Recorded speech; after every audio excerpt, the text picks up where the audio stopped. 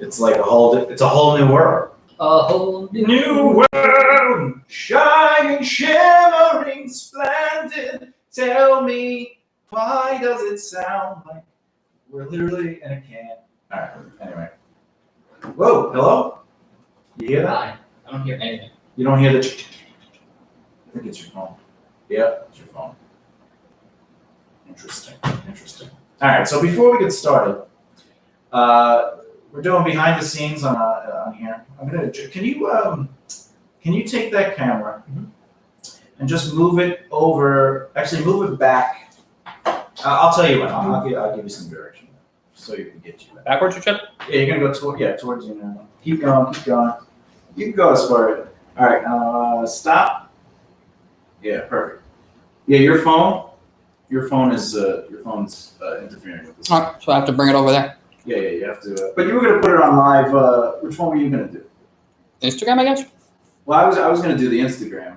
Did you do Facebook last time? Which one did you? No, we didn't. Did we do Facebook? We did. I don't know. I don't think we did Facebook. This looks so much better. This camera. So glad we did that.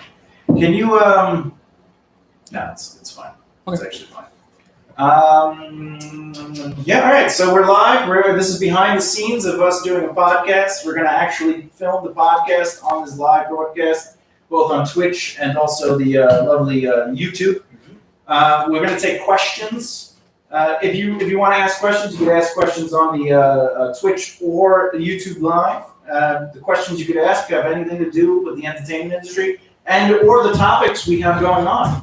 The majority of our topics will be today about survival jobs and working in entertainment, how to get the best out of it and how to survive.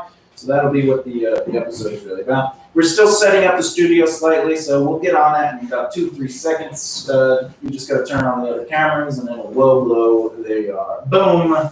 Boom. But anyway, please, talk in the chat room. You're going to do Instagram, you said? Yeah, I'm going to do the Instagram. Which one did you do last time? I remember you doing something. Maybe I did do. I don't think you did live. I think you did something else. Maybe you were just available to talk. I don't know. I think I shared stuff. Is that what I did? Oh, I'm just going to go live. Oh. What? 10 stops away. My package is 10 stops away. Woohoo! Can't wait. I mean, I'm going to have to wait. Hi. Have healthy snacks. Who did what? Healthy snacks. I love healthy snacks. All right. Let's turn the cameras on. Ba, ba, ba, ba, ba, ba, ba. Oh, this camera is so much better. Oh.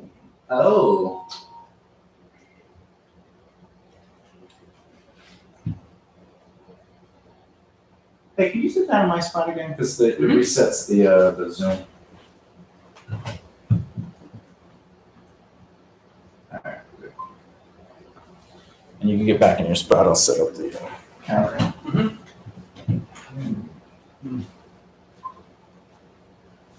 I actually think yours is good. Like, yours is good. Yours is pretty good. Oh, yeah. Ooh, yeah. They make me want to shout. Girl, Asia, baby. Who's a baby? Who is a baby? All right, okay.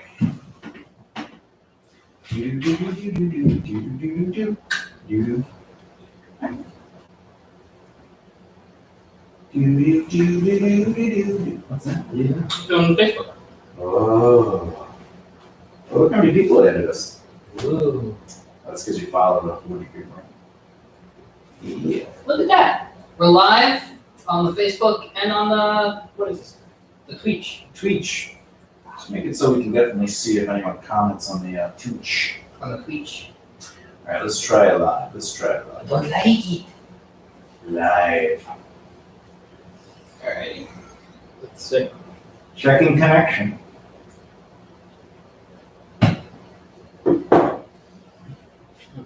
And you get cameras rolling. Hold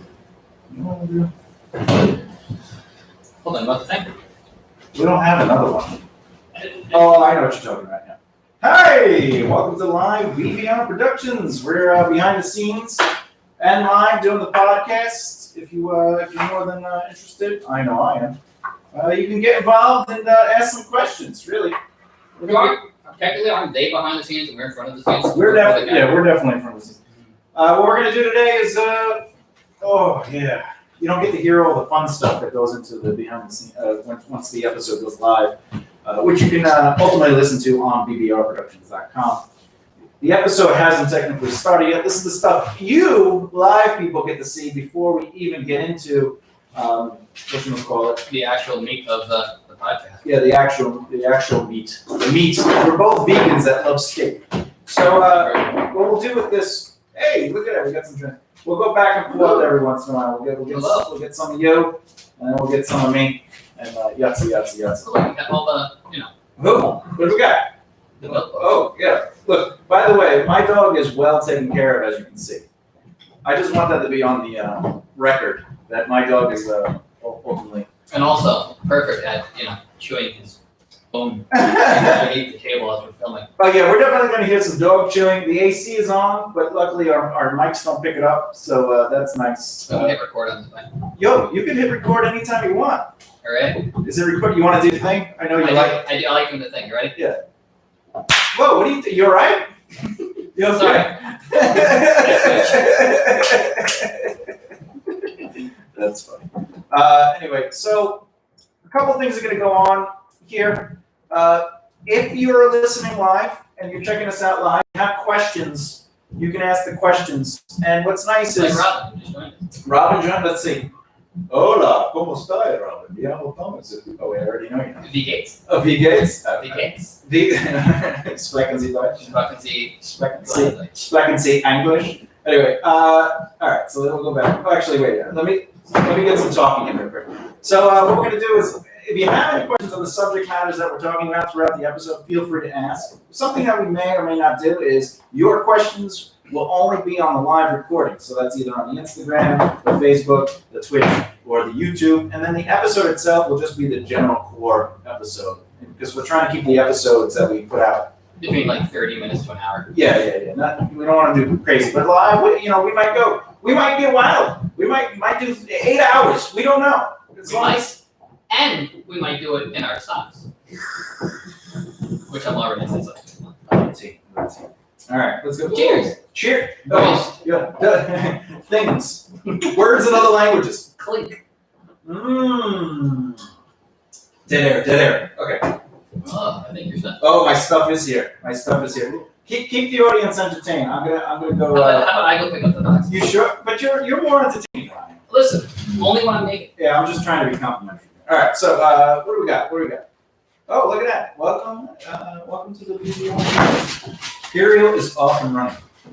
Anyway, so this is what it looks like. As you can see behind. We got everything all set up, but the actual show, when we put it on the edited episode, you're actually going to see it more concise. But welcome everybody who's joining us. Hey, did it all show up? Well, I got 2 boxes. I don't know what's in 2 boxes. Oh, that's what I love boxes. Oh, I love unboxing boxes. I like having boxes. I like playing with boxes. I like making sure the box. I love boxes. Yeah, box is okay. Let's give JD some airtime here. Ooh. Oh, yeah. I mean, the air is blowing that way. Who? Okay. Welcome to.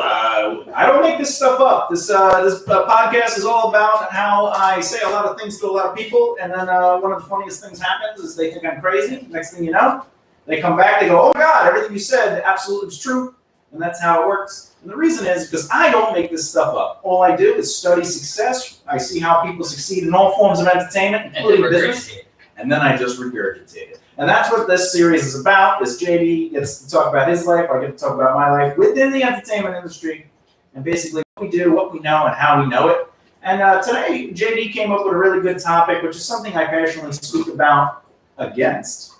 And I think it'll be for us. It'll be a fun discussion to see where JD went from mentally to where he is now. I will probably not be able to put my 2 cents into his emotional stake on it, because I never believed in a day job. I never believed I wanted to do anything other than being in entertainment, starting as an illustrator and eventually making my way to where I am now, which is a producer.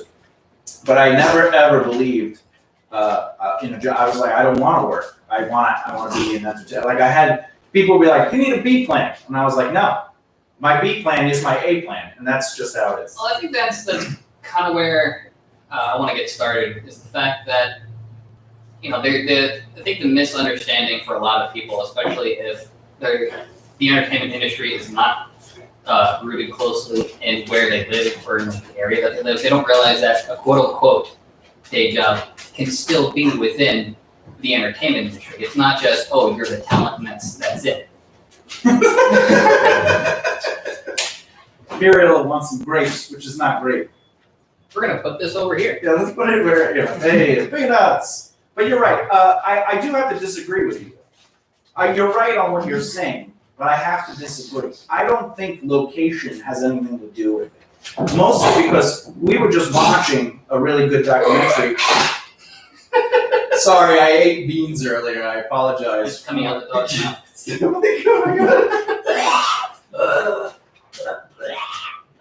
Start the reactor. Let me say this. So I was watching the documentary on Todd McFarlane, and one of the things he said was, as a kid, before the internet existed, he was like, he drew a lot, but he didn't know really what he wanted to do, and he was watching television, and a great artist that was working on the Hulk and the Uncanny X-Men at the time, he saw it, and the guy ended up living in the same state he did, which is in the middle of nowhere. It wasn't in New York. It wasn't in California. It wasn't in Chicago. It was like the same town, wasn't it? It was, yeah, literally the same town. And Todd McFarlane was like, oh, I could do this. And he just put his head down and he rolled towards, this is what I want to do. And yeah, he was a baseball, he wanted to be a baseball player, and like there was a couple of things, but his passion was artistry. And what was nice about that, the girlfriend he met while working in his industry wanted to be a baseball player. He also was a janitor at the field. So he would go work at a baseball field. Anyway, he met his now wife there, and she supported him. Hey, you want to do this? Do this. And she never said get a day job or you have to find a B opportunity.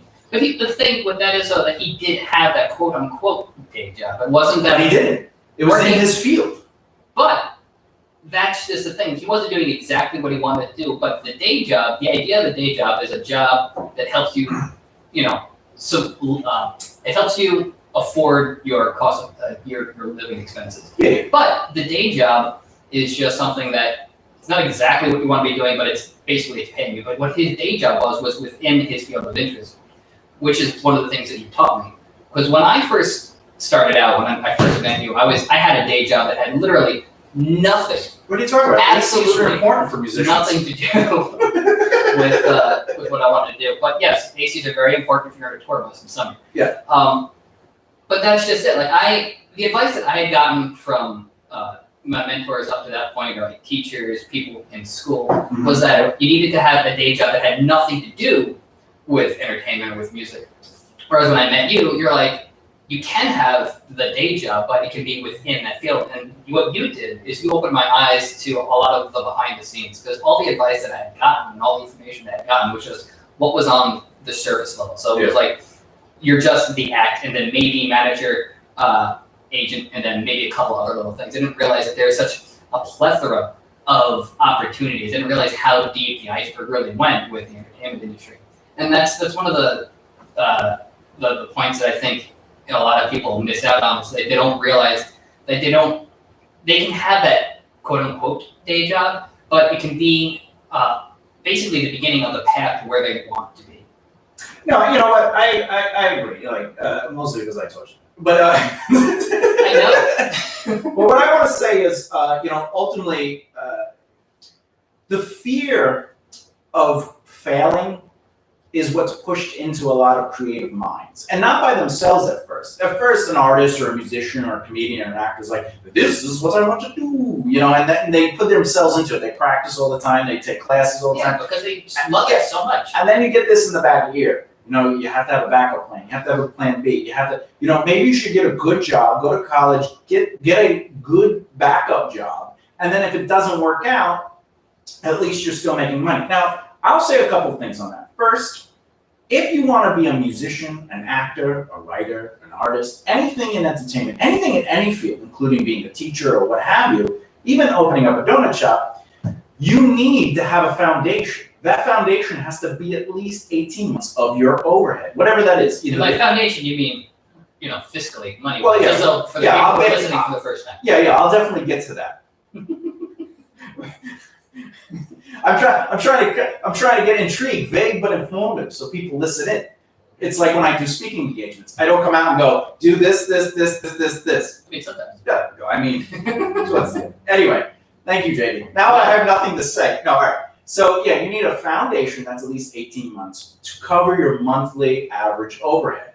And that could be your financial overhead for your personal life and the business that you want. So obviously you have your needs. But if you want to be a musician or an actor or whatever, there's also the business needs. And you should figure that out. And if you're going to work a survival job, quote unquote, you should literally stop trying to pursue your career and focus on saving that money so then you can quit the survival job and then focus 100% of your effort into your career. Now, I don't mean not to have a job in that situation. What I mean is you quit your survival job.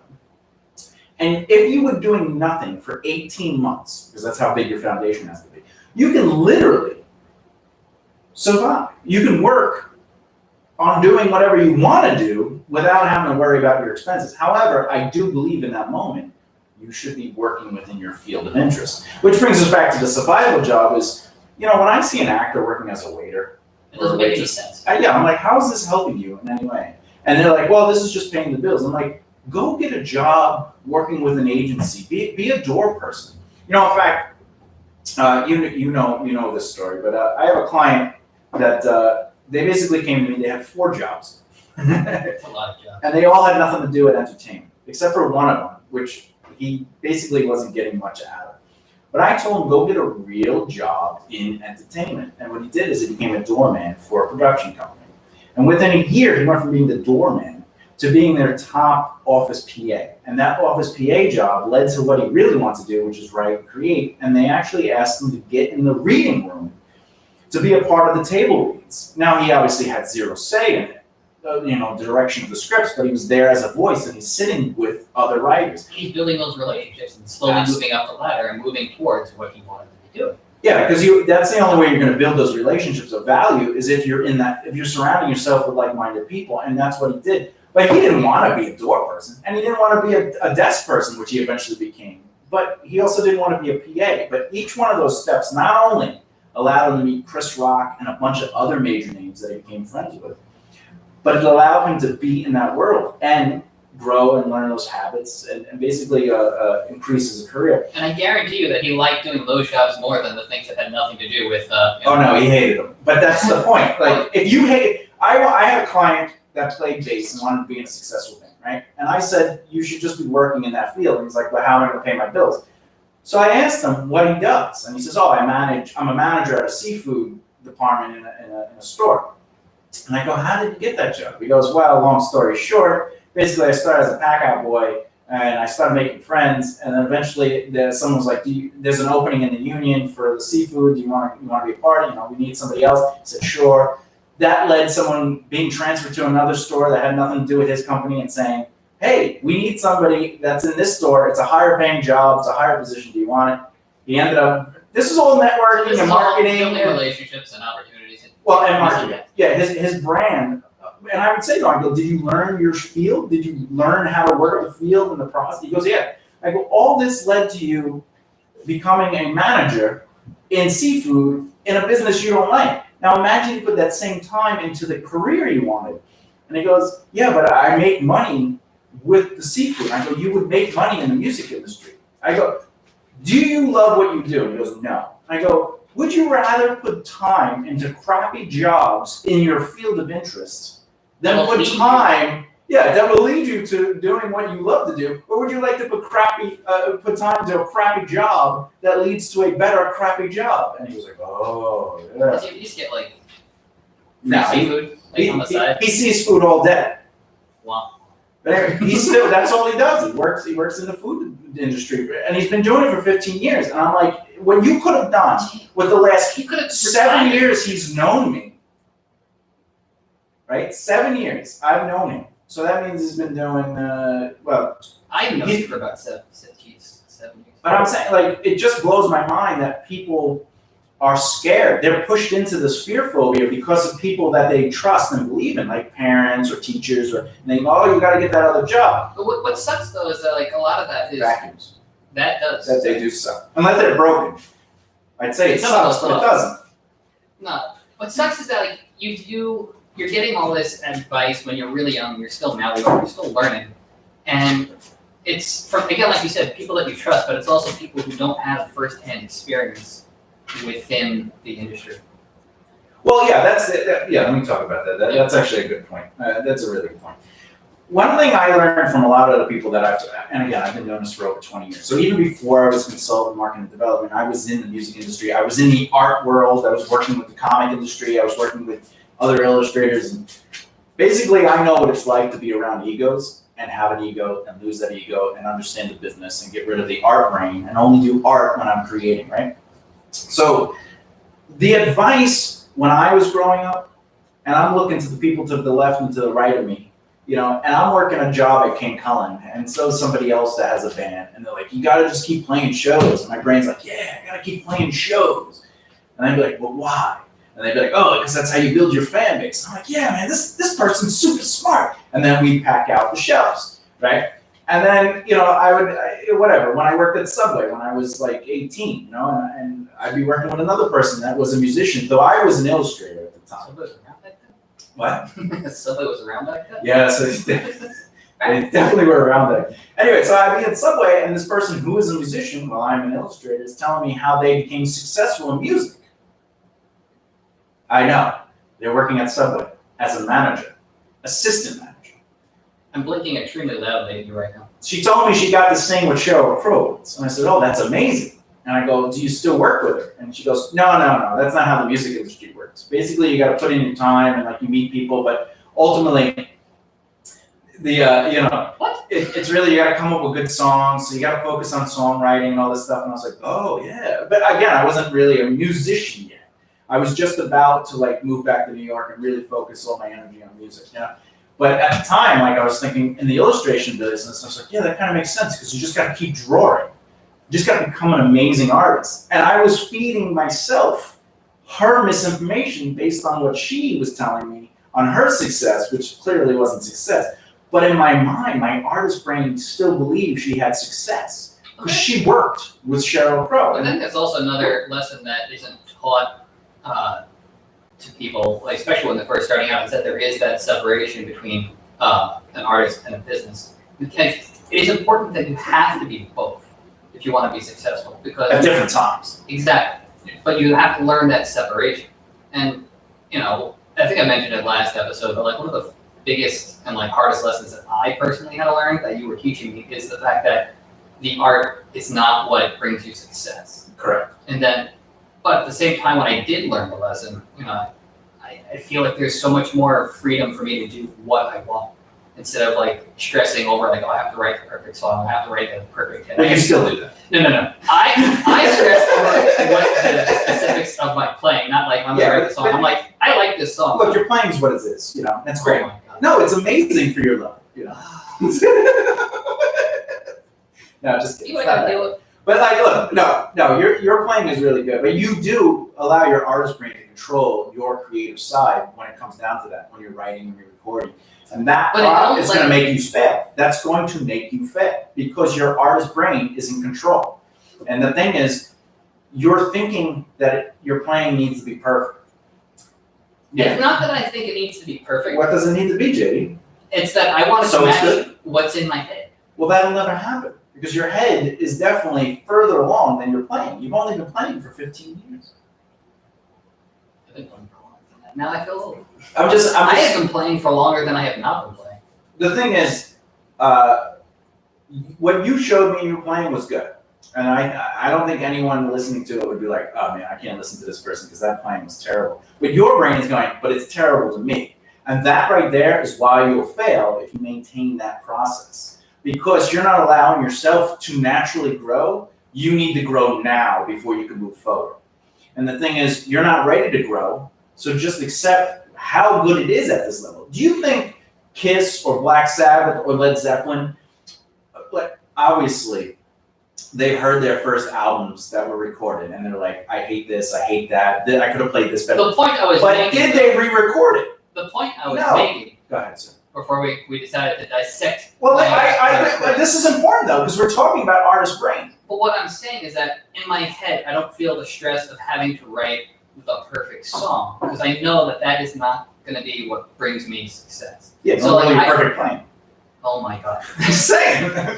What I'm saying is that I leave the art part going back for the art. And I leave any business decisions, for when I'm making business decisions. And when I write music because I'm writing something that I want to hear, something that I'm like, okay, this is what I need, for my soul to find happiness and peace at the moment. I get it. It's like when I eat like a slice of pizza. I mean, that is the source of all your happiness. Yeah, and I'm just like, this is perfect. But I do want to point out a couple of things. First of all, I'm attractive, and second, no, seriously, look how much of this beard covers half my face, so you don't get to see half the other. So you don't get to see a Buzz Lightyear chin. Yeah, like I'm like a 10 if I was a 5, But if I shave the beard off, I feel like. Let me tell you, I think you still fall into. I definitely never fall into artist brain. I will work artist brain to create, but I'll never fall into the repetitive. I have to redo this. I have to do this. Oh, this has to be better. Oh, I have to make this better. And it took me a long time to learn that because I saw professionals get pushed back in their time in where they could have been doing things, but they chose not to do those things because they were stuck in that repetitive negative talk and doubt talk and back talk. And that's what you're doing. Your artist brain is controlling your steps forward. Even though it's one song and it's like one part and it's a little thing, but it's it's frustrating. Oh, I wish I could just play it. I gotta work harder to make that play. That is why artists fail, because that perfectionism is good to motivate you to do the best you can do. But it's bad to fall into a rut where you don't progress forward. Yeah, you literally have to have the business brain say, hey, knock it off. Yeah, we're good. Let's just move on. You know what? In 5 years, I'll write another song with a lick similar to this, and I'll have it mastered by then. And you keep doing what you're doing. But I experienced this as a designer. See, all right. So it's not just you. Other people do. When I was first drawing, I mean, I would draw a face and be like, that's not good enough. And then I would draw it. And then I started working with people that were like on another level, and I was good. I had people of higher note looking at me to hire me. And I started working with people in the comic industry, and they would draw, and I would just throw out everything I did. I'd be like, I'm not an artist. These people are artists. These people, I was good. And I knew I sucked in my head. And that today would never happen. I would just be like, well, this is my style. I'm at the table with these other people. Something about what I do got me to this table. And that's important because that's with musicians and actors. I do want to get to a couple other things with that, but I do want to talk about my story. Like you're talking your story where, when you first started, learning from mentors and you had the job where you didn't want the job and all these things. I just never experienced that. I was never in a place where I said to myself, I would love to be a Subway owner one day. I would love to be a manager at King Kong. Like my brain never ever adjusted to that. My brain was always like, I want a job that I don't have to call in tomorrow because I got a random phone call from somebody that I have to go to another state to go play a show or record something or whatever the deal was. And I just had those jobs. In fact, I would literally say, hey, I need off in 2 months. I have this huge thing I have to do. I need off. And they would be like, all right. And then like a week before I would be on the schedule and I go, oh, I'm not supposed to be on the schedule. And they go, sorry, we need you. And I'd be like, but I gave a month's notice and I told you something. And then I would literally not show up. And they'd be like, oh, where are you? I go, I was sick. You know, like, because I didn't care. Because I knew more than anything in my life that my A plan was my B, C, D, E, F plan. And what I mean by that is my C plan in that magical adventure was I don't need to be playing my music. I need to be in the music industry. So my C plan was I'm happy to work with other bands. My C plan was let me start working with a studio. My C plan was I don't care if it's pop. Like I'm getting paid. But that's also another good point to bring up is the fact that you can do all of those things, and that's I think that's another thing that people aren't really educated on. The fact that when you're doing this, like you're basically a private contractor, so like you wouldn't just be like I'm a business. Exactly. So like you wouldn't have like a contractor come and build just one building in their entire life and keep building it so it's like 3,000 stories high. How do you like my house? I know it's your house, but I just built my house because I like it. Yeah, but like they get hired to do other things. So like, as a musician or even as an actor, as any kind of entertainer, you're literally a private contractor. So you can have this is what I really want to be doing. But at the same time, you get hired to do all this other stuff to bring attention to your business and grow your business and grow your brand. It's like when you hire a hooker, and if she does what she likes, that's a terrible hooker. I mean, unless you're on the same wavelength. Yeah, but what are the chances? I mean, the only thing we know, we just look at the clitoris like a hard vegetable. We don't know what's going on. Why does it feel like sand? It was. I don't think you're looking at the right thing. No, I'm definitely looking at the right thing. I've punched it 3 times. It's green. No, but the analogy aside. All right, going back.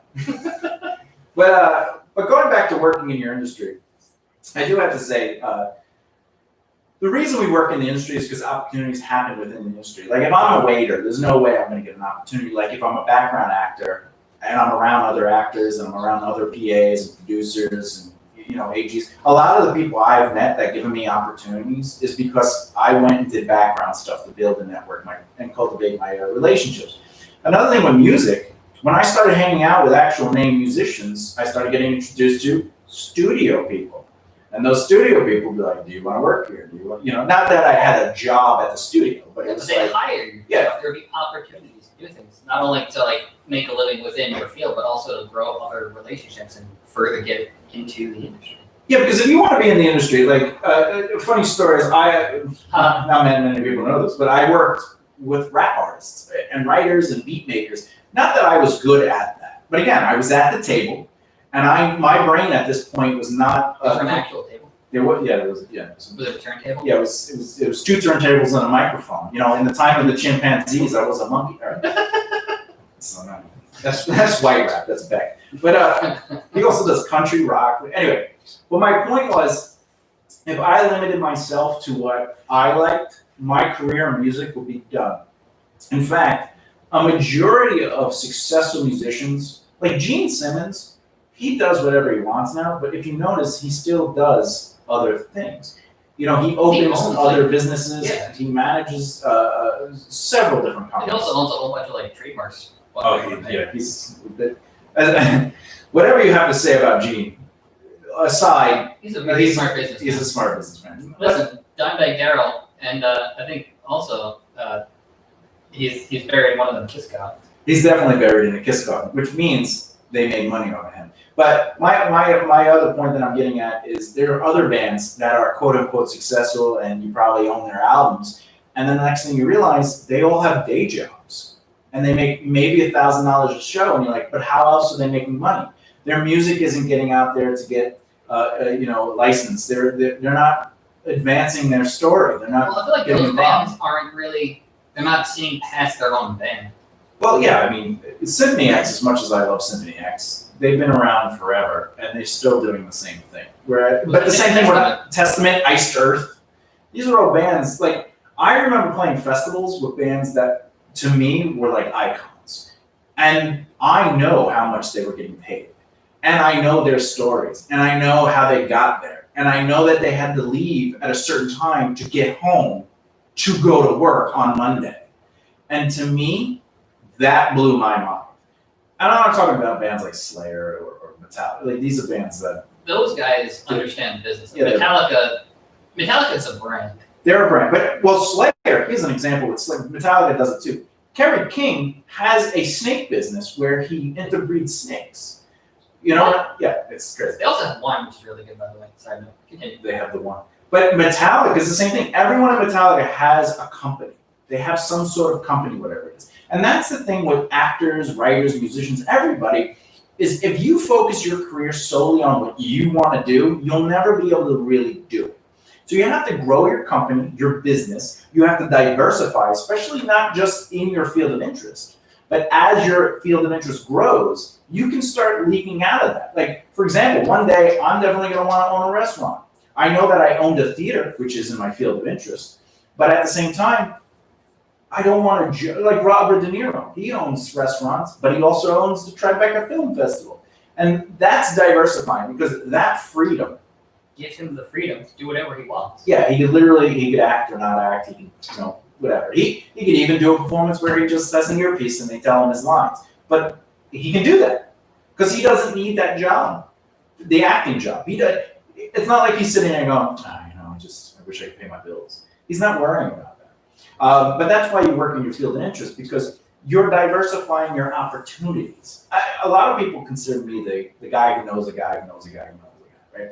Or if I can't do it, I definitely know someone who can, right? And the only reason I can do that is because I have immersed myself in that field, which is the field of entertainment. I've immersed myself in the legal area, the actual entertainment area, the development area, and thus BBR Productions, the consulting, marketing, and development. Does everything. We do it all. And if we don't do it, we know someone who does do it.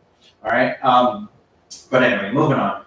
So, JD, I want you to tell your story about basically when you changed your way and you moved to LA. How did you start recording for other artists? How did you start going on tour with other artists? Was it because you were working as a waiter, or you were selling ACs? Like, what led you to the opportunities to get paid to tour with other bands that weren't necessarily your band? But you were playing music, or you were just touring with the band, or whatever happened, you were getting opportunities to record with people. What led you to that? How did you get there? Literally every opportunity I had, every opportunity I had came from relationships that I had. So after I met you, Intimate relationships? Well, depends on your level of intimacy. Let me just say that goblins are really awkward at cutting. They definitely are. They're gassy.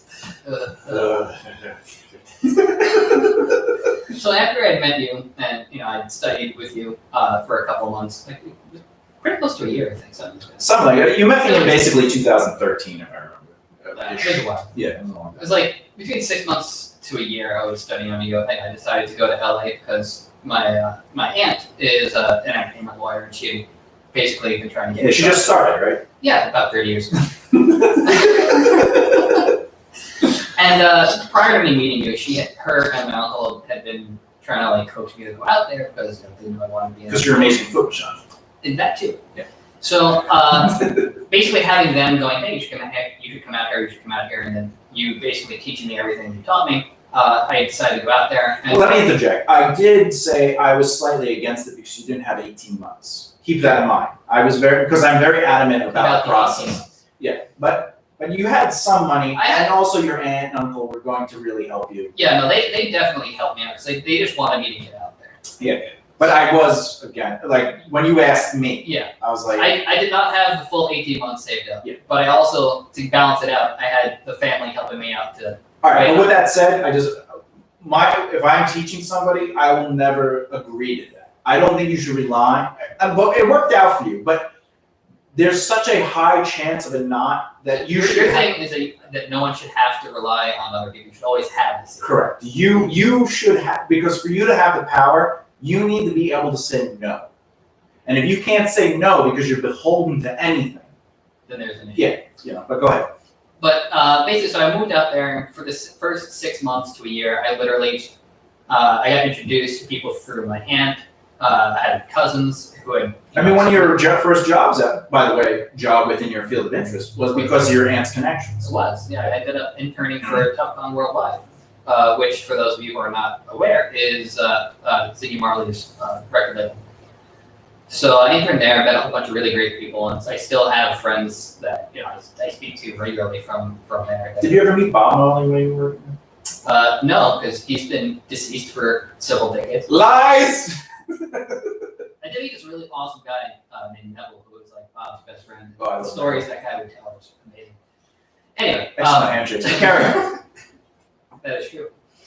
So yeah, basically for the first 6 months to a year, I literally just met as many people as I could. I got involved with them through word of mouth from like a friend. I got word that this band Necrogoblicon was having open casting for a music video, so I ended up going from there. Of course. So the music video is technically in your field of interest because it's entertainment. That's how I clarify. I justify it. But imagine before we go any further, imagine you said no because A, it's not your music. B, it's you're acting, and C, imagine you were just like, but it doesn't help my career. It doesn't help my music. Imagine you thought that, but you didn't. You allowed your artist brain to be quiet, and then you said yes to doing a video. So, Karen. So I said yes, and went to the music video shoot, and ended up just basically talking to literally everyone there because we were there all day and a good chunk of the evening. So It was crafty too, right? It was. Crafty is the most important thing. That is, I really want for like when studio days like come around when bands are like doing recording that there needs to just be like film set level crafty available. But only sticky things right before the guitar starts. Oh god, there's caramel all over the fretboard. I don't care. I love caramel. Anyway, so yeah, made friends with basically like the band, the manager, and going forward a couple months, I ended up being the tour guide them for a good year or two. And again, you're not playing music, but you're getting paid to literally tour, meet other bands, and eventually those opportunities did lead to working with someone. Yeah, and then because of me working with the Goblins, I got referred to work with the band Voodoo Kung Fu. Yeah. And played guitar and toured with them. Yeah, so again, what turned out to be something that you were not interested in doing, just in general. To be fair, when anyone asks you if you want to be a goblin on tour, I feel like most people would say yes just because. Yeah. You're like, I never thought that this would be a thing. I have to say yes. No, well, I'm talking about the music video. Oh yeah, that too. That's so not what you were interested in doing, but you knew that through my training, my teachings, I was literally like, you have to say yes to every opportunity, especially in your field of interest. And I was like, yes. And you could. That's the other thing. Them asking you on tour for the Goblin, imagine you had a quote-unquote day job or survival job. You could not have taken off from that job to go on that, 3 months? Or The first one was 2 weeks or 3 weeks. And then, well, that's not so bad. Yeah, but again, would you want to use your ended up- vacation time but to it go ended work? up being every other month pretty much for a really long time was the tour. So it was like a month, Oh, month and a half, another month. You wouldn't have been able to take off. No, you would have been fired. But your actual job. Yeah, no, I literally was able to pay my bills through touring. Yeah, you paid off your Yeah, I paid your off college. $20,000 worth of school debt Yeah. with working in entertainment, and then I would have worked with people who would hire me in the studio, work with people, do session work. Yeah, it's just Which how the is system nicer works. because I could do it in my pajamas. Yeah. It's like, could you do this? But that's the truth of the matter is you need to have the power, that foundation, and you had a foundation. You had the security of the money you had saved, and then you had the security of your family really having your back. Extremely thankful for for them. Like I definitely would not have been able to do what I did when I did it if it were not for my uncle. Yeah, and one of their connections was really a big opportunity for you, which is great. But on top of it, that's such a rare thing that anyone listening to this should not be like, well, I have family in LA, I'll just go live with them. JD's situation, a lot of the dice fell down perfectly. You got Yahtzee because for your starting. Also, I think a big part of what helped me with that is the fact that through my aunt's eyes, I was able to see that the entertainment industry is so deeply connected to the city of LA. Like, if you don't know someone directly, I guarantee you, like if you're in LA, you know someone who knows somebody who's linked to it. Yeah, And but that's the the same anywhere, though. I mean, there are so many people all over America that are so deeply immersed in this business, but they have earned the power to be home and work. But that made them start communities. And that's where we get some festivals, some film festivals that are not even, like, they're just in, the Midwest, or even like Atlanta. Atlanta turned into a huge filming industry. But what is it, Ohio or Idaho? Idaho is like a heavy metal, well, Cleveland. Ohio. Yeah, Ohio. Where we are. Yeah, it is Ohio. But Cleveland specifically is like a heavy metal mecca. And you would think, well, no, LA and New York are the heavy metal meccas. But like some big movements came out of Cleveland. Some big movements came out of Washington, Florida. Oh yeah, some of my favorite bands are Florida. You got Camelot, you got Iced Earth. You also just have like a giant death metal scene. Yeah, well, Death, yeah. Christie, Chris Christie, right? Is that his first name, Chris? What's his last name? Oh, Richard Christie. Richard Christie. He played drums on a horror show for Iced Earth, but he was also the drummer for Death. And he has a funny story. I thought that was Gene Hogan. Oh wait, what's the other band he was the drummer for? Look that up. Do you, Kenny? Oh, your phone's not open. All right, we gotta look that up. But anyway, but Chris Christie was in a death metal band, and he has a story because he was on he worked for Howard Stern for a while. Yeah. He was telling a story where like he would literally be in like a storage. Oh, look, area. Anthony's there. Hey, Anthony. You called us sexy. We are sexy. Let's look at it. Hey, holy, wow, look at all this. Look at that. Woo, pay attention. I wanted to ask, I have a question. Go ahead, ask. Have a great day, guys. All right, see you later. That was an amazing. But he's telling a story how like they rented a storage unit and then he'd literally be playing in his underwear because it was so hot. So half the band would be outside the storage unit. Him and his drums would be in the storage unit. So terrible. Because they would just practice. But anyway, I do want to move on. So another thing, so a survival job is about self-doubt and stuff like that. And like, oh, I need to pay my bills. Of course you need to pay your bills, but be smart about it. But then there's another thing that people deal with, and it's all about me mentality, which I 100% believe is artist brain. I don't believe a business brain would ever think it's all about me. So what I mean about that, the old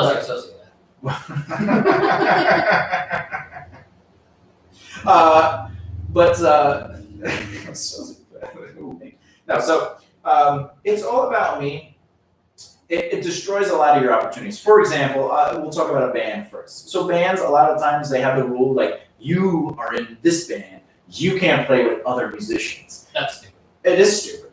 But have you ever been in that situation where bands would be like, no, it's our band and we're going to destroy all these other bands? I have definitely, in my younger years, had that mentality. And if I could go back right now, I would smack myself and be like, no, never. Because the thing is, artists feel, because they have this mentality about them, they feel, not all artists. I think it comes with a bit of insecurity because you're just like, what if this person, leaves and like this all falls apart? Like I need this person, yeah. You feel like you're dependent on everyone. You think that everything needs to be just perfect. You don't realize that, no, it's just one part, one cog of a giant machine. Yeah, because Kiss survived after Peter Criss left, and then when Eric Carr died, they weren't like, we're done.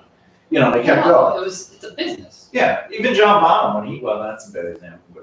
But the thing is, like, if your band, they feel, by the way, that insecurity also attacks the idea that we're competition, everyone's competition. And it's like, no one's competition. Yeah, no, it's a different thing. Yeah. Every band, every artist, every musician, every actor, every comedian, everyone is equally as valuable. They just have different perspectives and they have different ways that they express themselves to the world. No one's ever better or worse than anyone else. It's just what people prefer. And I think that's another thing that adds to the artist mentality and people kind of spiraling down and people think, oh, I have to write the right song, I have to write the right script. It's just, you don't realize that everyone is just as valuable. Yeah, but even so, like when you talk, like if I write a song, like if my band is playing a show and I'm like, well, I want to steal all of their fans, and it's like, no, you're not gonna steal. If they like you, they like you. It's like looking at two paintings. Let's say they're identical except for one aspect. One is blue and one is all red. There's going to be a majority of people that have an affinity for red that will see both paintings And some that love red might go, I can see why blue works. But a majority of people who have an affinity for red are going to go, I love red. I love the red one. And the same thing if you have affinity for blue, you're going to be like, blue is amazing. There are some that will like the red, but the majority will like the blue. And that's the thing with music. There's people who love death metal, hardcore, regular metal, whatever it is. But there are bands within those genres that are just either the red or the blue. And people are going to like it or not like it. Same thing with actors. Why do we fall in love with a certain actor? Is it because they're amazing? I don't think any actor at the beginning of their career that blew up was because not everyone is Marlon Brando. And Marlon Brando was making choices. Is Marlon Brando even Marlon Brando? Towards the end, though. But just also, you can't see California without Marlon Brando's eyes. okay. No, but Marlon Brando was just somebody that was. Marlon Brando was basically Black Sabbath of acting. Whereas Black Sabbath came in and they started doing things choice-wise that people were like, what is going on? You got to check this band. It's jazz and blues and has a rock feel, but it's heavy as... And it's scary. And it's scary. It was like horror metal, And then Ozzy came out and verbally abused everyone. Ozzy came out standing on the left side of the stage. People like, I guess he's not the frontman, which is great. You know about that. I did not. It's just Tony Iommi would be in front because again, it was his band, and they also didn't like Ozzy, especially in school. But anyway, so bands have that mentality like no other bands. You can't play in other bands, and every other band is our enemy. And that mentality is going to destroy you. Same thing with actors.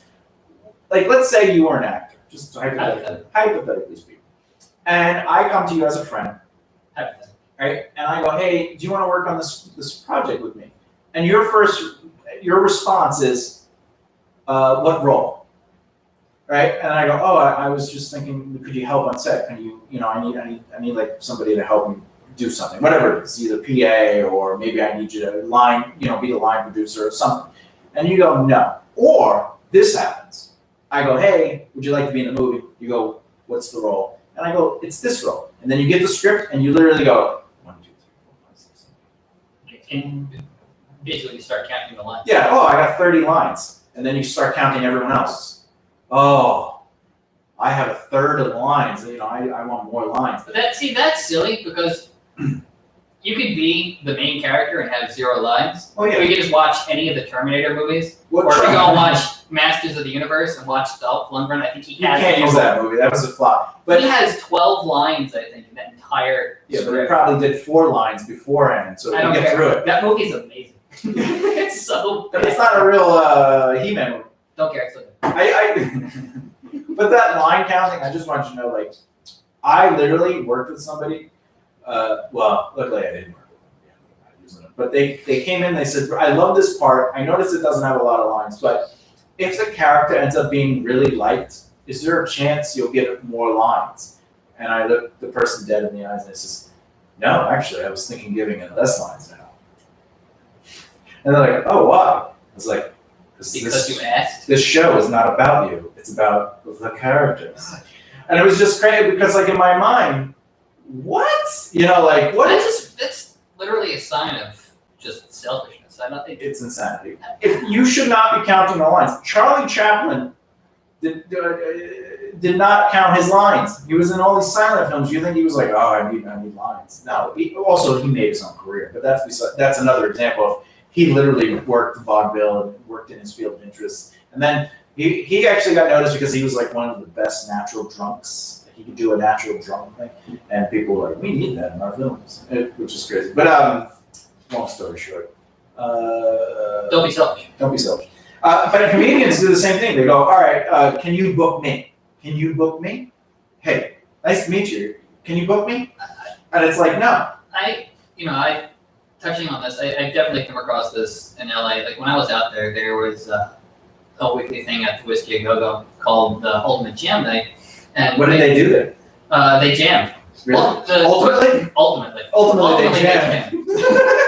The short version of it is that every week there's the show has a different theme, and they get in touch with a whole bunch of professional musicians and say, hey, can you play these couple of songs? And everyone responds their parts separately, and everyone comes up. They don't know who they're playing with until like the night before. Sometimes you jam with complete strangers. You go up without any rehearsals and you play the songs for typically works. Yeah.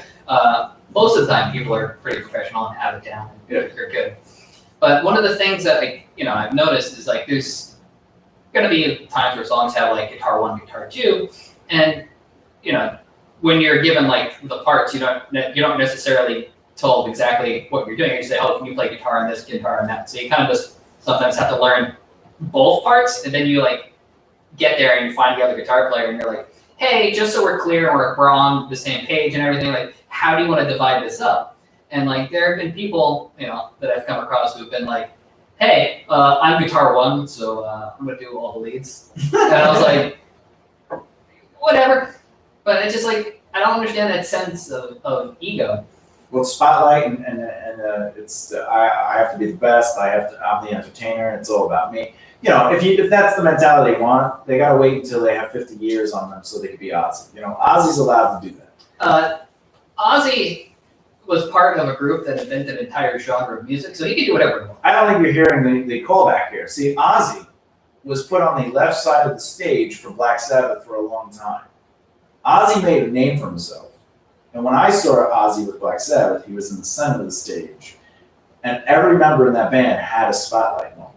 And that's the thing, it's like they earned their power.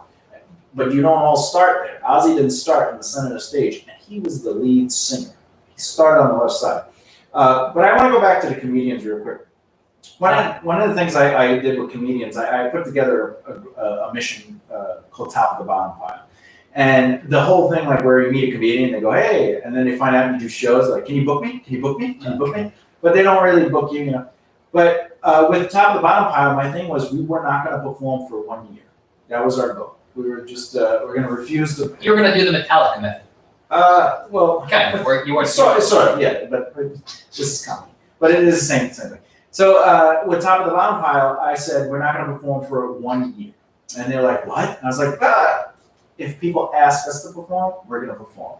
If we put a show on, we're going to ask people that asked us to be on their shows. We're not going to tell people our mission, And within a couple of months of us just going to support people performing and supporting shows and getting to know people, literally before the dark times, it happened. We would meet up with a comedian. We'd be, oh man, how's it going? And they'd be like, hey, you busy Thursday? Like, no, what's up? And we had the freedom because we had the financial foundation to be like, we can do it. And then we'd say, yeah, and we'd show up on Thursday and we'd get a spot. And then next thing you know, someone else is like, hey, do you want to perform? Hey, we got it. And they were not open mic nights. We weren't doing open mic. We were doing shows. But Top of the Bottom Pile never performed anywhere until we were asked. And then. Because you were building up the front. Well, yeah, that was our goal. But also, they learned certain things. Like at one point, we had a couple of people on top that were like, they were infecting the idea that like, hey, we should be doing our own shows. And I was like, that's not what this is about. And then we did a show, and then the only people that showed up were friends and family. And then you charge them $20 a ticket because it's in the city, and then they have to buy 2 drink minimum. And you're like, you don't want to do that. Yeah, like your friends and family. It's a douche move. Hey, listen, if you're doing shows like that past like your teens, early 20s, like, it's something's wrong. But I proved my point, and they were all like, we get what you're saying. We understand what happened. We shouldn't be asking people to come see us. We should have such a draw that if a Top of the Pile show happens, people will show up. And then we started getting a name, and then we did a show at the Lantern, and what's his name? Judith Hill, the comedian Judith. Jonah Hill? No. Judith Land. I can't remember his name. The guy that hugged everyone in the oh my god, I'm giving my age away by doing this example. The Hootie and Blowfish. No, Hootie and Blowfish had like a video, and this guy went around hugging everyone. That's a comedian. He's a famous comedian. I can't think of his name. Anyway, he showed up and he did like a set out of nowhere. But this show was packed out. We packed out the Lantern, And anyway, my point is, my mission with Top of the Bottom Pile was the opposite of what it's all about me. What we did was give everyone else our time and support other people, go see them, whenever we can help, whenever we could run a door for them, we did it. And then they started asking us. They started wanting us involved. And then you also had the benefit of not just being one person, but being a group of people that were linked together, which could be a benefit. But the problem is, when you bring people in to make a team, some things are out of your control. For example, I'm sure you notice it, and so do other people. Sometimes I have a pretty big personality.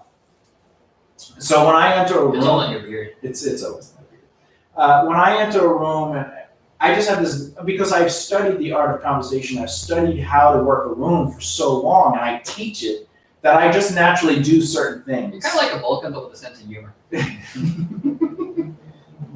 But I only know that because anyway. So I would walk into a room, and what was happening is sometimes they would go out by themselves because they were trying to make a name for themselves too, instead of being known as so and so from top of the bottom. They wanted to be just themselves, and they actually got upset. Some of them came to me and said, you know, it just sucks that they always, like, the first thing out of their mouth is like, oh, how's Thomas doing? And it's like, I'm like, yeah, but that's the point. Top is supposed to be like, if someone sees us, like if they see me, I always got to ask, how's Top doing? How's everyone in Top? But they were upset that my name was known. And I go, the reason is because the things I'm trying to teach you to do, you're not necessarily doing.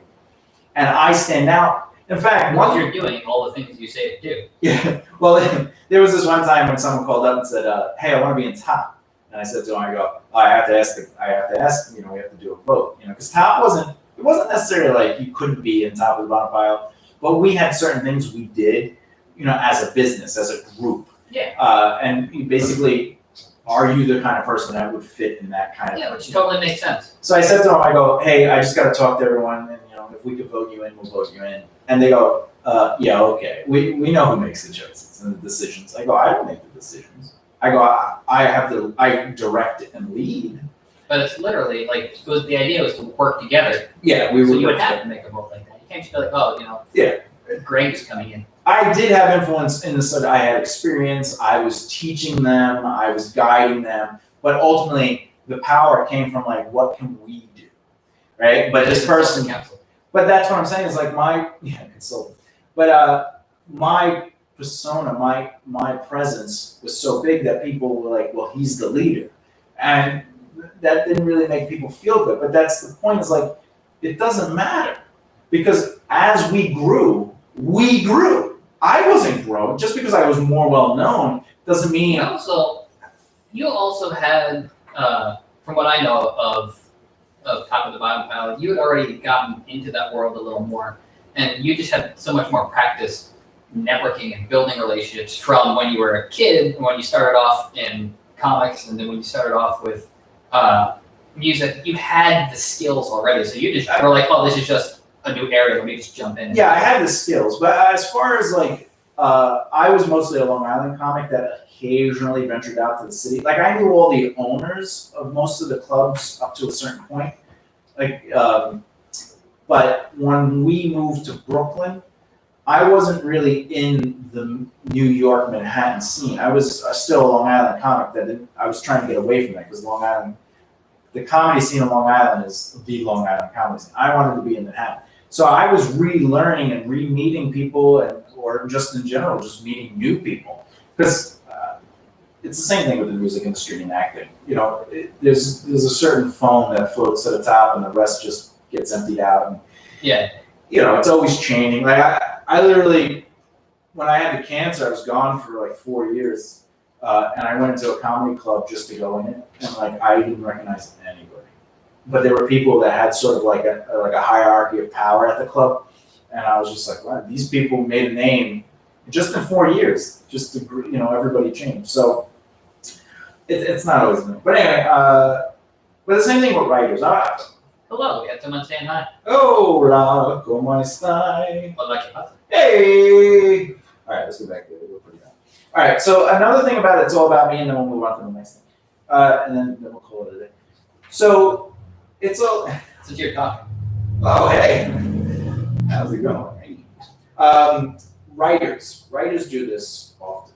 Writers, especially for scripts. Do they write? They do write. You know, imagine you get to work on a project and it's like, well, I want to write the script. I want to write. And then you're like, but you know, maybe you're just brainstorming right now. Yeah, but it's all about me writing the script. Or you should be trying to get in a room. You know, like if you could get in the writer's room and just read, if you could just be a reader, That's more powerful than you writing a script. No one cares about you yet. They're not going to read your Yeah, script. they're like, who are you? Why should I care about your, anything you're doing? I don't even know who you are. Oh, we got seconds left. All right, so the live on Instagram is gone, but you can check us out on the. Just go to BBR Productions and click on the YouTube, and you can watch us live on YouTube. Say bye. Bye. Bye. There it goes. All right. Anyway, so moving on.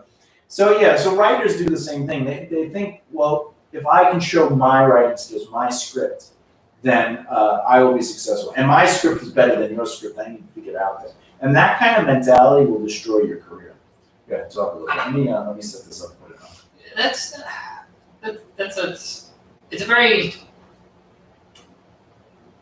It's a very polarizing thing when you have people that let's work together to actually make something happen, and then you also have those people that, like you mentioned, are very selfish, where they're like focused on just them and what they can do and how they're amazing, awesome, and unique. And those kind of people definitely are not the most fun to work with, to say the least.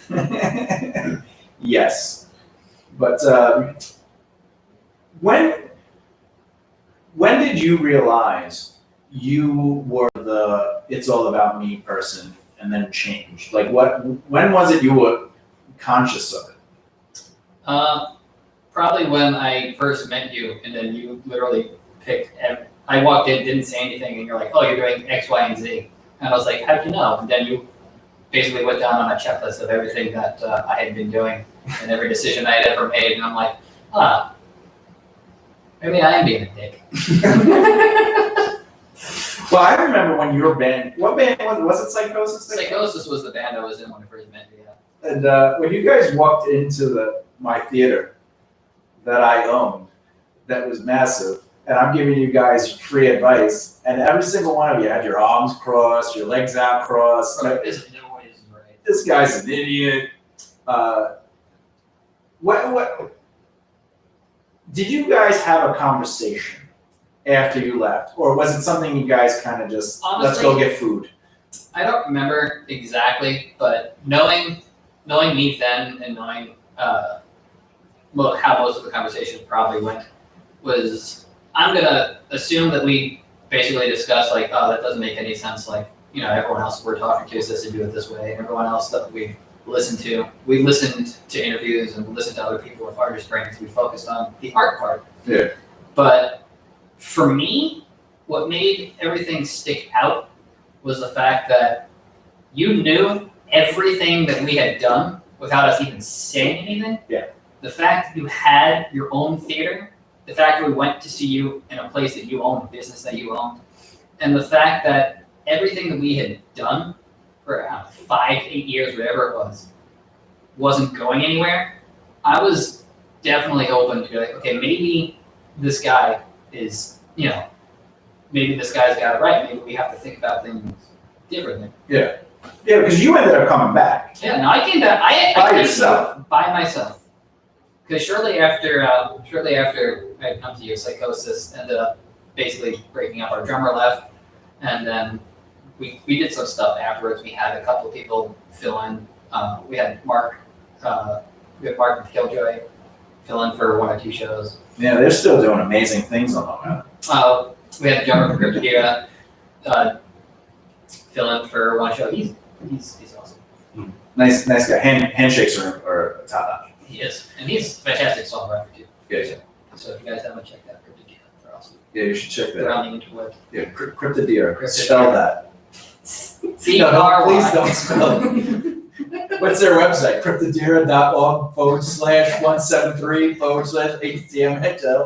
.ca. Oh my god, that's another thing with bands. Like look, my band's name is Altanian, and there's no N in it where it should be. I get it, but like bands come up and they're like, I'm just going to name my website the band name, and you're like, no one can spell or understand what it says on your death metal logo. What is that? And they're like, it's Scriptocron. And they're like, what is that?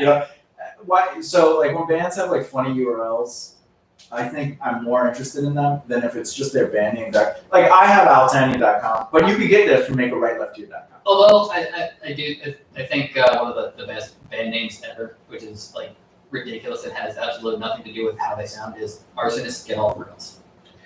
That is. I mean, it's true, but imagine trying to spell arsonist. Not everyone can. And in marketing, your job is not to have the coolest name. Your job is to have the easiest way to get to the coolest name. So having the name is great. But if I want to go to your website, like angles on the battlefield. like angles. Right angles specifically on the battlefield. Do you want to go to angles on the battlefield? Well, your man, On the Wings of Dragons Is easy to spell. and it's great, you know. What does Angels on the Battlefield do? Oh, we play guitar while riding on the Wings of Dragons. That's what JD does. That's who's this JD? But that's the thing. Imagine you kept, and you didn't even have Angels on the Battlefield. You had AOTBBand.com. When I saw that, You're like, JD, I'm gonna murder you. yeah, I had an aneurysm. I'm like, are you even listening? I'm to glad you it? survived that aneurysm and all like doesn't like give you like a month. Me too. I had many good of pizzas after that. But I saw that and I was like, what are you doing? Now, I'll be the first to break my rule, but like I said, Altanian.com, I have Make a Right Left Here, which is the website I actually market. Even though you can go to Thomas J. Bellezza, but it's... You at this point do music for you and for fun because it's not your main focus. Your main focus is obviously, BBR, because BBR is what's giving back to the world. It's you being able to take all the things that you've learned and, not only help people, but you're also able to like fuel your stuff on the side because you're like, this is what makes me, happy. Well, because I don't need to make money through my art. I make money with my art, but I don't need to make, you know what I'm saying? Like, my focus is just getting so much power in the industry that I can give people yeses that deserve it. Because I ultimately, which is, nice segue. Oh. We have two missions that we're working on right now that we're trying to grow. One is the this message will self-destruct as soon as you eat Mexican food. All right. I love Mexican food. Guatemala. All right. So Team Rise Together is a mission that we created, which is all about working together, growing together, and therefore rising together. So Team Rise Together. And it's about bringing people in the industry, mostly in film and television for this particular mission, to come together. And it's a not-for-profit, and it's all free, and it's all about, raising money for projects and stuff like that for everybody. And educating them in the process. And educating them in the process. And, let's say JD came to me and he was like, look, I want to be in the music, I want to be in the TV and film industry. I don't know how to do anything. And I go, have you ever, what you want to do? And he goes, I want to direct. And we go, all right, well, why don't you direct this project? It's a zero budget. It's a 5-page script, which is basically 5 minutes. Why don't you try to direct that? And everyone involved is doing it voluntarily because they're trying to grow their craft, they're trying to grow relationships. And then now we have that opportunity for JD, and he gets to direct, whereas other people be like, the hell with him. And you don't know anyone in the industry, but now you're working with X amount of people, and you get to do it. And in my goal in life is to create multiple missions like that, to get to a point where there's so much power that somebody like you trying to direct would get a yes, even if it would be terrible. Because it's not about it being good in the beginning. It's about you getting a yes, because everyone deserves it. And if we could afford the time, the space, and the opportunities, great. Now, what do you have to give in, even though it's free? You have to return the love. You have to help others. You have to push the message forward. You have to work on someone else's project, not as a director, but someone that's just helping the project. Yeah, to make it come to life. And that's the working, growing, and rising together aspect. Is it's not always about you, but you'll get your chances and you'll get your opportunities, which in turn leads me to my life goal, which is a mission called the $1 Million Mission. And the $1 Million Mission is that I want to create free opportunities, free companies that ultimately go into different communities, and basically anyone could go to them, and they teach you how to be successful in your field. So it's not just entertainment, it's just in general. So it'll teach you how to financially organize your money. It'll teach you about investing. It'll teach you about... Which is something that is very sorely lacking, especially here in the United States, where the education system basically is just terrible. Go through the system.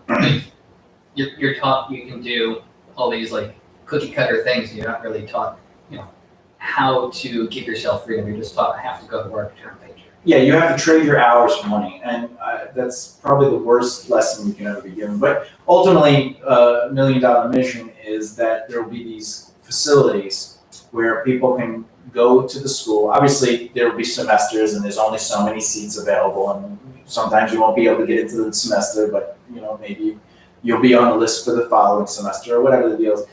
And it's all not-for-profit, it's all free, and it teaches you everything from how to be successful in entertainment to how to be successful in a field of your interest to financial IQ growth and stuff like that. And it's called $1 Million Mission because basically you're not allowed to donate more than $1. So every town, every community has 1 million people. So if one person donates, I'm pretty sure at a minimum, the entire state of Wyoming, I think, has less than 1 million.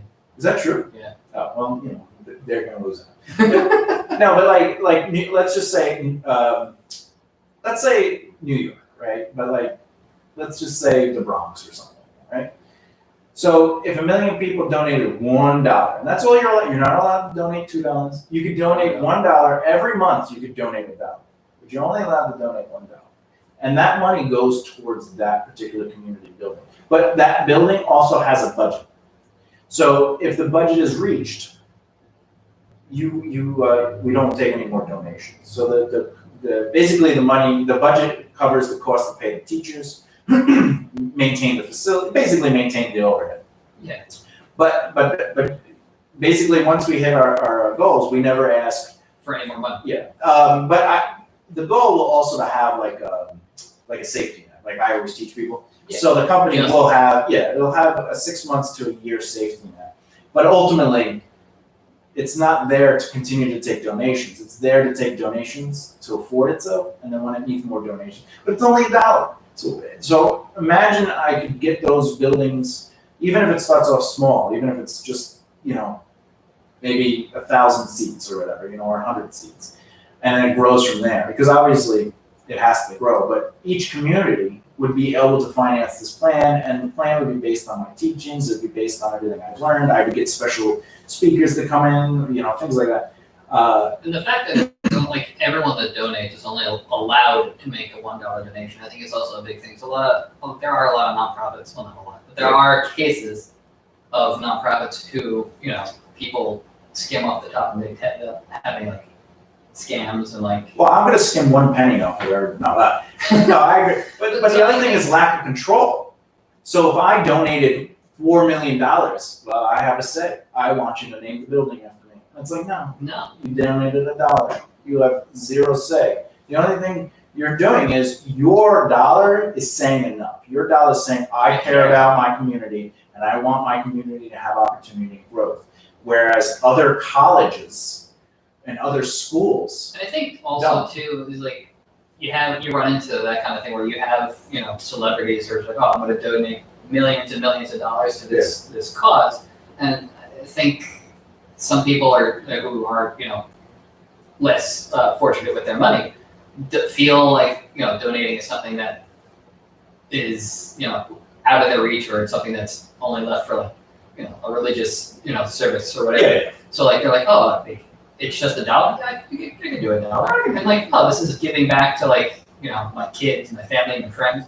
Yeah, this is good. I can do this. Yeah, it's $1, and even celebrities that want to get involved, if they can't afford, let's say, well, I want to do more than donate $1. I'm hey, you only do $1 a month, and they're well, how do I get involved? And now they can volunteer their time, and they'd be this is my journey. And maybe they would teach maybe an actor would teach an acting class, a comedian would teach a writing class, because that would be part of it too. There would be an art aspect to it, but at the same time, it's not just. There could be an Alec Baldwin teaching Alec Baldwin. There is an Alec Baldwin. We're gonna dress up a guy as Alec Baldwin as the prototype. Anyway, okay. So listen, I don't make this stuff up. I'm just telling you how it is and what our goals are. And I like making art. Obviously, we make movies, we create televisions, IPs. BBR Productions is a consulting marketing development company that's always there to educate, help people, market people, and also develop projects, companies, people, and ideas. But ultimately, this show is just our chance to kind of give back and inform people. To be as humorous as we can be, other than whatever. And then for an excuse for me to drink more coffee on a Sunday. Who doesn't want to drink coffee? Anyway. All right, so that's it. You can check out JD on thewingsofdragons.com. You can check me out at makeawayLFT.com. And obviously, you can check out the company, BBR Productions.com. Follow all our social media. And remember, don't work too hard. I'll be protected. All right, bye, kids. Bye. Bye. Click me off. Click. Click. All right. Woohoo! Woo! Now they get to watch us break down. That's the best part. We have some Facebook interaction. What do we got over here? Your ears are sweating. What do we got? Hey! Nicole's watching Endless. Oh, hi, Nicole. Holy Liz. crap! Woohoo! What are they doing? I assume they're watching. Oh, they are watching. Oh, hey. Ooh. We're gonna save that. Ooh, you could have heard that. That camera died. It died. Yeah. Uh-oh. It died. Dude, those have power cords, right? Yeah, they couldn't reach the plugs. That's okay. This one actually survived. This was fully charged, so I'll just fully charge the camera before we use it. Okay. It's not a big deal. Alright, let's turn off. Monitor off. Monitor. Save. Hour 15. Disconnected.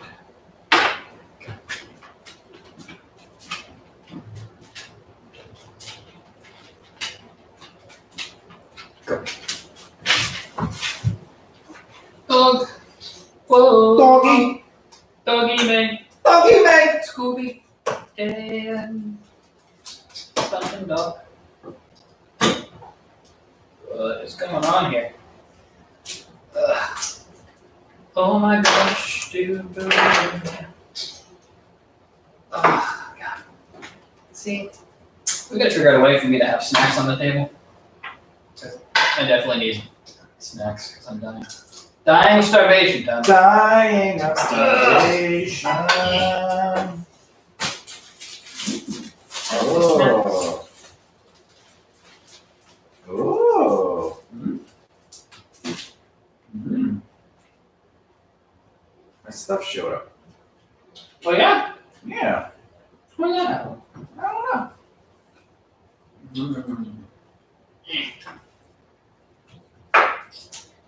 Doggy, man.